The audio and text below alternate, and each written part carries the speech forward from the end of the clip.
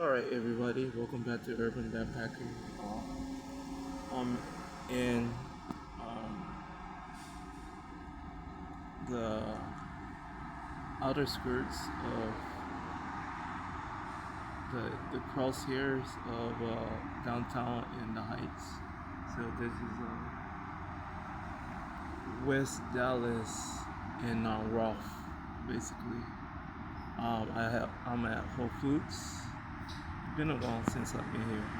I only been here twice before. Other than that, this is literally my third time here. When I started to do my bus journey or my journey in general, I started to just randomly catch the bus to certain places I knew the bus was going to or by. And I saw this from the bus route. I was like, eventually I'm gonna have to go there and not check it out, but just stop by and hang out. But it's been a while, and I was like, I go to the other Whole Foods, and all these Whole Foods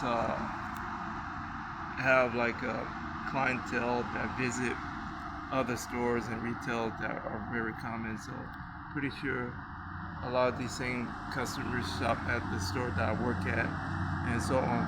So it's like I tend to see a lot of regular customers from my store at different places, especially at Whole Foods. So it's no big deal. But I think this one is the one that's somewhat exclusive and out of the way to the point to where I wouldn't have that problem. My old drinking buddy, he used to visit here. He said that there was an incident that happened that scared them to come back, and that's because he was drinking, man. You're drinking and you're missing your meds. You shouldn't do that, and nobody should do that. But he claimed that the incident was by accident. He got into an argument, and it sounds like alcohol induced or introduced argument, and he was explaining how and why he has the right to be in the store, and he accidentally lifted his hands to do a demonstration of emotion, and he accidentally touched one of the management ladies, and he's like shocked that it was just a touch. It wasn't like he touched her like that. It was like when he was in emotion, and he touched her, and the lady went into panic and was like, "Oh, assault, assault!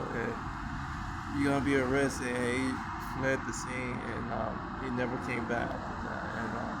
And it was like years ago, because at that time he was most likely banned from our store for having arguments with workers and other customers.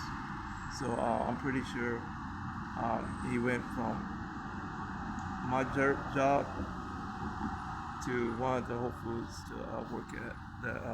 Not Whole Foods that I work at, but one of the Whole Foods to eat and do things at. Because all of them, I think all of them used to have bars or something like that, but they changed out a lot of things during COVID. So, but this one, yeah, this one reminds me. I get the vibe of Midtown, Midtown in here, because a lot of workers, a lot of product, and not that many customers. And pretty sure they get busy, but not too busy because of the way things are situated. Um, we got a lot of luxury places. So the irony, so I studied this Kirby store. Kirby store is right there on the edge of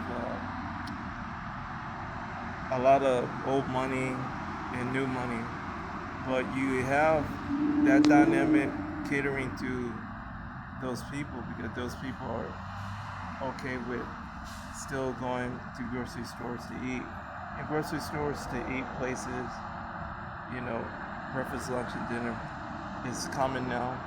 But is it common for this area? Because this area has like a lot of options on restaurants and food, you know.